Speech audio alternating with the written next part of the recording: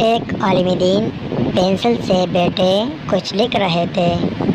ان کا بیٹا قریب آیا اور تتلاتے ہوئے بولا، بابا آپ کیا لکھ رہے ہیں؟ اس عالم دین نے مسکراتے ہوئے اپنے بیٹے سے فرمایا، بیٹا میرے لکھنے سے بھی زیادہ اہم یہ پینسل ہے جس سے میں لکھ رہا ہوں، اور میں یہ چاہتا ہوں کہ جب تم بڑے ہو جاؤ تو تم اس پینسل کی طرح بنو۔ اس بچے نے تعجب آمیز نگاہوں سے باپ کو دیکھا اور پھر بڑے غور سے پینسل کو گھورنے لگا، اور وہ اس کی کسی ایسی خصوصیت کو تلاش کرنے لگا جس کی بنیاد پر بابا جان اس سے پینسل جیسا بننے کا مطالبہ کر رہے تھے۔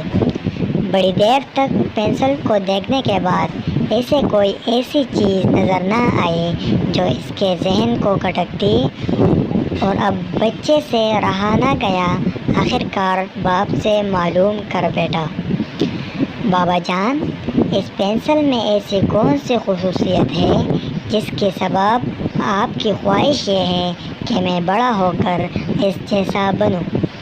اس عالم نے کہا، اس پینسل میں 5 خصوصیات ہیں، تم یہ کوشش کرو کہ بڑے ہو کر تمہارے اندر بھی یہی خصوصیات پیدا ہو۔ نمبر 1، تم بڑے بڑے کارنامے انجام دے سکتے ہو، لیکن کبھی یہ مت بھولو کہ کوئی ہاتھ ہے جو تمہیں چلا رہا ہے اور تم سے یہ کارنامے کروا رہا ہے، اور وہ اللہ تعالیٰ کا دست قدرت ہے۔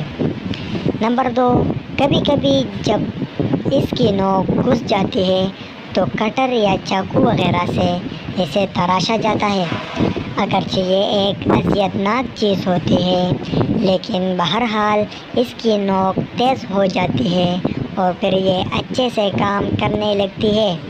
بس تمہیں بھی یہ جان لینا چاہیے کہ انسان کو اگر کوئی دکھ اور صدمہ پہنچتا ہے وہ اس لیے ہوتا ہے تاکہ تم بہتر کارکردگی کا مظاہرہ کر سکو۔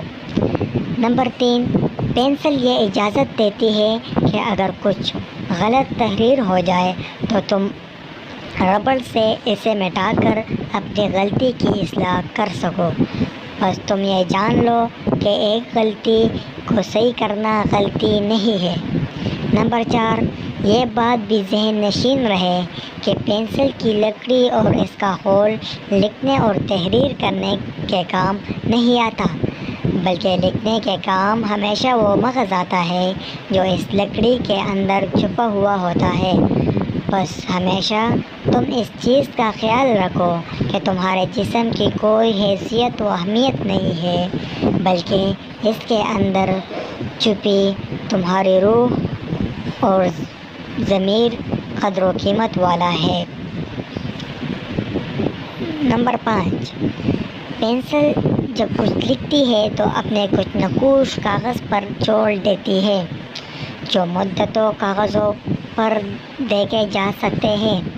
بس تم بھی یہ بات سمجھ لو کہ تم جو بھی کام کرو گے تو اس کے نقوش تمہارے بعد باقی رہیں گے۔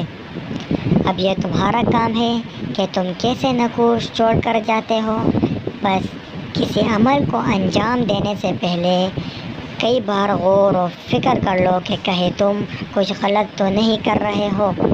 اس پیغام کو دوسروں تک پہنچائیں تاکہ اللہ کسی کی زندگی کو آپ کے ذریعے بدل دے۔